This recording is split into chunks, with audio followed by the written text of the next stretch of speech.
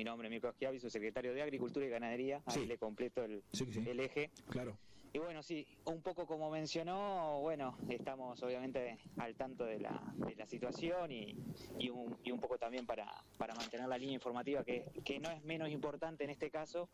Estamos trabajando muy en conjunto con las comunas, muy en conjunto con SENASA, con INTA, sobre todo para volver a reflotar lo que fue alguna vez la red de monitoreo que se dio en aquella emergencia del año 2020-2022 y decir que esto obviamente tiene una sucesión estadística, ¿no? Es una plaga endémica, la tucura sapo, que se da cada determinados periodos de tiempo, 2/3 años, y fundamentalmente explota con, bueno, lo que vivimos este invierno, que fue un invierno más seco. Muy seco.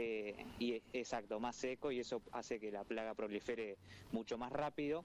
Así que sí, se han detectado nacimientos, se han detectado algunos informes también de aplicaciones en el área de Río Negro, y bueno, y en este contexto han surgido también posibilidades de utilizar nuevas tecnologías, de entrar un poco más en terreno con nuestros delegados provinciales para el monitoreo, y eso es un poco en resumen, ¿no? Las acciones que se llevan adelante, ¿no?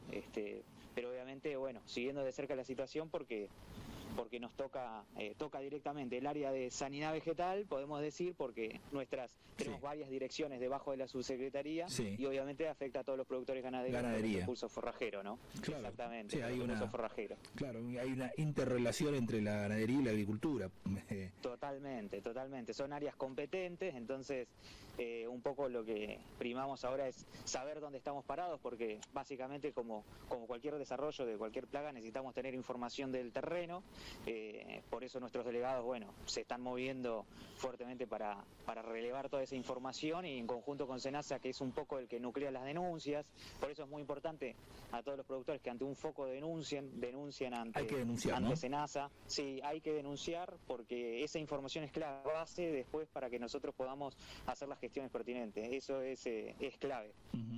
Y obviamente, información continua, y más que nunca en estos contextos, estar agrupados como productores, estar agrupados como instituciones para sumar recursos, porque es la realidad, ¿no? También que se afrontan en el terreno. Claro, recursos desde el privado, desde el Estado provincial y desde el Estado nacional a través del SENASA, ¿entiendo bien eso? No, eso siempre a través nuestro, desde el Ministerio de Producción como eje central, en donde se coordinan un poco las tareas y las acciones, siempre todo en un marco institucional que es la Comisión Provincial de Sanidad Vegetal, que es ahí donde se discuten implicancias técnicas, en donde también tiene una presencia importante las federaciones de sociedades rurales, o sea, es un poco íntegro.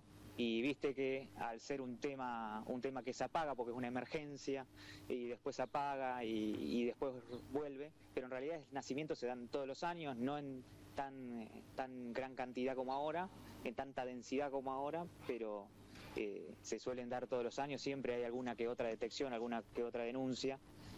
Recordemos que a nivel nacional hay un programa de control y de monitoreo de langosta, ¿no? Se llama.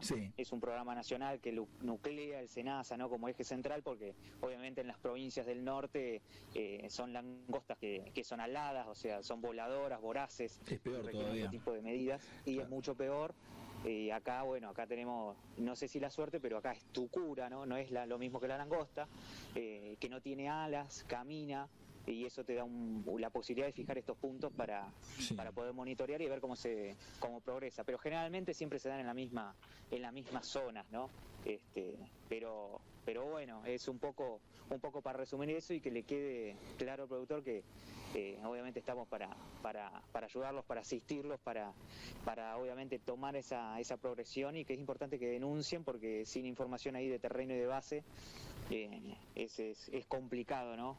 Más en este contexto, así que es un poco en resumen, no sé si... Muy bien, sí, yo creo que comprendo lo que me está diciendo. Le haría una última pregunta con respecto a este tema, después quiero pasar a otro, pero con respecto a este tema, como para que el oyente pueda comprender acabadamente cómo funciona esto. Por supuesto está el Estado Nacional con el SENASA, el Estado Provincial con el Ministerio de la Producción y la Subsecretaría de Agricultura y Ganadería, y el privado, las sociedades rurales y demás. Ahora, cuando están detectados los focos, de avance de este tipo de plagas, el procedimiento de exterminarlas a través de los fumigadores y demás, eso, digamos, ¿cómo está contemplado? ¿Quién paga esto? ¿Cada productor paga lo suyo? ¿Ustedes qué hacen? Vos ahí tenés que dirimir, digamos, lo que se llama responsabilidades, ¿no? Es un poco mitad y mitad, ¿no? Dependiendo siempre del estrato productivo que estemos hablando. Nosotros apoyamos mucho en el monitoreo, en ir y identificar la densidad clave en donde se tiene que dar el control, que a veces obviamente no reviste más que de criterio, porque hay varios métodos para determinarla, pero que no vienen al caso, porque en el campo ya te das cuenta rápidamente de que es momento óptimo de realizar la aplicación. Sí. Y en primera instancia es siempre responsabilidad del productor realizar la aplicación con productos autorizados por SENASA, ¿sí? Esa es la primera medida. Ahora, la segunda medida es que si ese productor tiene inconvenientes, no tiene acceso, o bien se encuentra con alguna dificultad, es donde nosotros en este marco, digamos, claro, asistimos directamente también con ayuda en la aplicación o con los medios necesarios para que se dé, para el control, ¿no? Específicamente hablando. Perfecto. Y buscando siempre el cuidado personal, ¿viste? El cuidado de los operarios, de la aplicación, hay mucha gente que ya... Sí, exactamente, porque hay mucha gente que ya está muy capacitada, que ya sabe cómo es la forma correcta de aplicar, la forma correcta de calibrar, pero no está de más siempre fortalecer eso para refrescar, ¿no? Refrescar en terreno, porque las condiciones de aplicación en un terreno de estepa arbustiva, por ejemplo, vos tenés los trajes, tenés las máscaras, eso dificulta un poco. También no olvidar el acceso al agua, que no es menor, que es un recurso escaso, sobre todo en las zonas de meseta, y se busca un poco optimizar eso. Un contexto complicado, pero que hay que hacerle frente. Muy bien. Otro tema que también tiene un contexto complicado y hay que hacerle frente, pero todavía no logro entender qué se piensa hacer, si es que se piensa hacer algo, tiene que ver con el crecimiento poblacional de los guanacos en nuestra provincia. ¿Cómo diría usted que estamos en esa materia? En esa materia ha habido un grado de avance, sobre todo a nivel nacional. Nación dicta un poco lo que se denomina directrices nacionales para el manejo integrado del guanaco. En esas directrices el Estado Nacional dirime ahora la responsabilidad directa de llevar adelante planes de manejo de guanaco para las provincias involucradas, fundamentalmente las nuestras, en donde un poco te deja esa libertad, ¿no? de aprobar un programa, de poder llevar adelante censos. Obviamente antes lo que era fauna estaba en la órbita de la Subsecretaría de Ganadería, ahora está en la órbita de la Secretaría de Ambiente, pero aún así se trabaja medio mancomunadamente en este sentido. Lo que más, yo le cuento la parte, digamos, que es más bien administrativa, legal, si se quiere, porque es lo que se necesita tener de base para llevar adelante un buen manejo. Vos necesitas siempre partir de un número. Ese número, obviamente, en el caso de guanaco es dinámico, es heterogéneo y no reviste a veces de una realidad, pero siempre para respetar, digamos, las normas y atendernos siempre a derecho en cuanto al manejo, es necesario tener eso, ¿no? Es un poco lo que se ha venido trabajando y ha venido motorizando, la Secretaría de Ambiente, y buscándole la forma de también copiar algunos otros modelos o ver qué están haciendo otras provincias, como es el caso de Santa Cruz, ver qué manejo predial están realizando. Obviamente nuestro ambiente es muy distinto agroecológicamente hablando y en cuanto a geográficamente hablando también. No podemos realizar los mismos tipos de arreglos en algunos campos, los costos son elevados. Acá el principal tema es diluir esos costos para que sea un incentivo, ¿no? Y ese creo que es el principal desafío de poder llevar adelante un programa certero y consistente. Si entiendo bien, en este tema, Mirko, el tema de los guanacos, lo que me está diciendo es que primero necesitan tener una línea de base, es decir, saber cuántos guanacos hay. ¿No sabemos cuántos guanacos hay? Bueno, no, a ver, para que... ¿Sabemos cuántos guanacos hay o no sabemos? Hay muchas estimaciones, hay muchos artículos. Pero si el número, el número, ¿cuántos hay? ¿Sabemos cuántos habitantes viven en Chubut? ¿No sabemos cuántos guanacos hay? Exactamente, no. a hoy no. ¿Y cómo vamos a hacerlo? ¿Vamos a salir a contar? Porque digo, tenemos que saber, como usted muy bien me dijo, tenemos que tener una línea de base. Una línea de base para saber qué estrategia abordar. Exactamente, nunca hay, para ser concreto y certero, hay siempre métodos que se utilizan, digamos, que son estadísticos, y nunca vas a obtener un número exacto de ninguna especie porque responden a una dinámica poblacional. Eso desde ya. Bien. Vas a tener siempre un número aproximado. ¿Cuál es el aproximado? Y el aproximado no te sabría decir. Yo no te podría dar un dato certero de cuál es el número aproximado. Bueno. Justamente la tela de discusión que se tienen en todas las mesas de, ¿qué número? ¿Pero cuánto tiempo se va? Porque lo que usted me dice es muy cierto. O sea, para poder diseñar una estrategia, para saber si los tenemos que cazar o los tenemos que reproducir, porque hay poco. La sensación que yo tengo es que hay muchos. El productor me dice hay mucho y conspira contra el recurso forrajero para mis ovejas, mis chivos, lo que fuere. La sensación es que hay muchos, pero no sabemos cuántos hay. ¿Cuándo se va a saber cuántos hay para saber si hay que salir a matarlos, de qué manera los vamos a matar, o hay que criarlos para que crezca su población?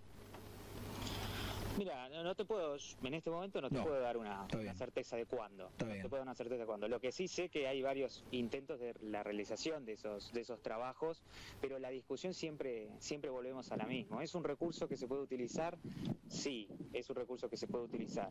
Es un recurso que está disponible. Ahora bien, el cuánto siempre es la línea de base, digamos, certera y científica que se tiene que tener para hacer un manejo integrado, porque acá no se habla de exterminio ni tampoco de reproducción. Creo que se habla más de un manejo equitativo con el ambiente, con la competencia que le genera al ovino, sobre todo, y obviamente partiendo desde esa visión que tiene el productor que está en el campo, en el terreno, y la sufre todos los días. O sea, viene por ahí de integrar esas dos ramas que tenemos, que son a veces que generan rispideces, y llegar a un acuerdo común y buscarle la línea en el medio y hacer un manejo como la gente. Si nos dicen, para realizar un plan de manejo de población de guanaco hay que tener un número, aunque sea estimativo, pero después no confiamos en ese número y vamos a estar siempre yendo y viniendo.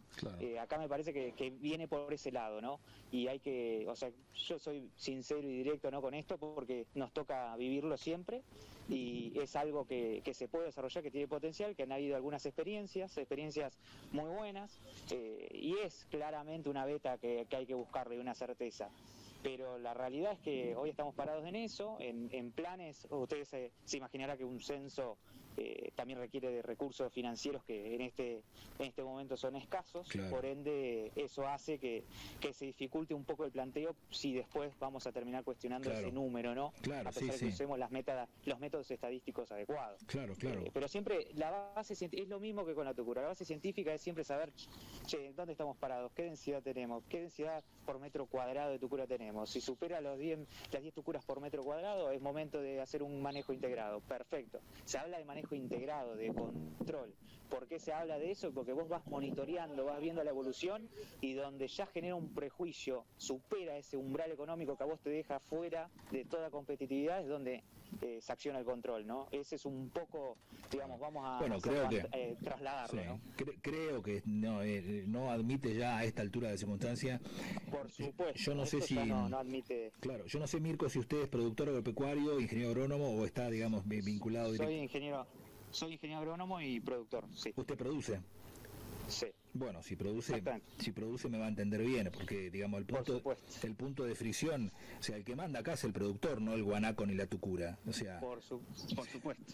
El que manda es el productor, son condiciones, o sea, son condicionantes de la actividad, son variables que están dentro de tu esquema productivo, que las tenés que tener en cuenta, obviamente, y que ahora, obviamente, ante la baja de la rentabilidad de la lana, ante la baja de rentabilidad del sector, esas variables se empiezan a acumular y se empiezan a sentir mucho más, y es en donde, llega la hora de tener que empezar a definir respuestas que son históricas, no es solo ahora, son históricas, y tenemos esa gran responsabilidad. Hay que juntar miradas, me parece, dejar de estar de un lado de la vereda y del otro, y buscarle el camino, que para mí se puede llegar.